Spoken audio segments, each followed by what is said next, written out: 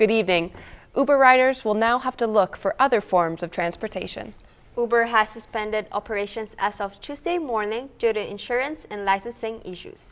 Bailey Needy has more on that story. Yes, that's right. As the city's rideshare regulations are now under scrutiny, it's leaving the rideshare business in yet another state of confusion. In fact, there's a new company trying to squeeze its way in as the laws are coming down.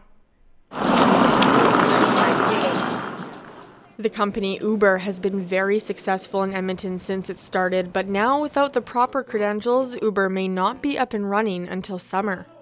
The real question for the government and for the Department of Transportation was public safety. We limited it to two things: to make sure that people are insured when they get into a vehicle, that if there's an accident they're going to have coverage, and secondly that when they get into that vehicle they're going to be as safe as possible.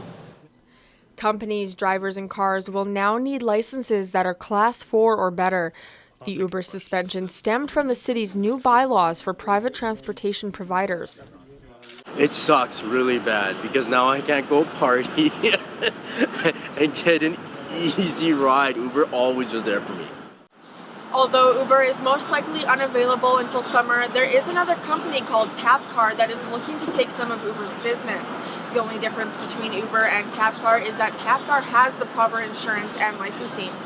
We are a sort of a hybrid between taxi and an Uber, so we'll have all the professionalism and safety of a traditional taxi, including full comprehensive insurance, and all our drivers will have Class 4 licenses as well. But we'll have the convenience of an Uber because we have the same type of app.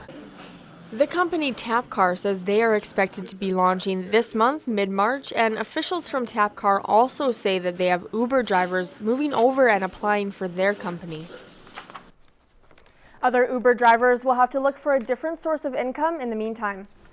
What other things must Uber employees have before they're allowed to run again?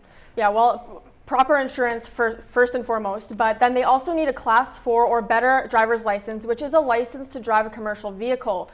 The vehicles must also pass a proper vehicle inspection, and the driver must obtain a proper criminal record check as well. What are the consequences for drivers that are still picking up and dropping off customers illegally? Well, the city says that they expect that the rules will be followed, but if not, the driver will face up to $5,000 in fines. Thanks, Bailey. That's Bailey Nitty reporting live from our news center tonight.